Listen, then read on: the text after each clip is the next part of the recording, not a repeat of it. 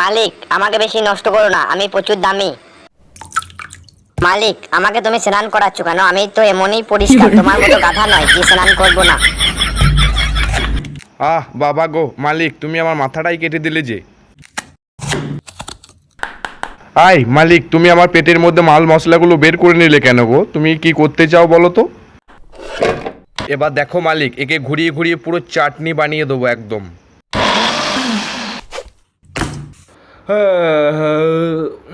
বেশ ভেতরে ঘুমাচ্ছিলাম, আমার ঢাকনাটা খুলে আমার ঘুমটা পুরো মেরে দিল সালা মালিক।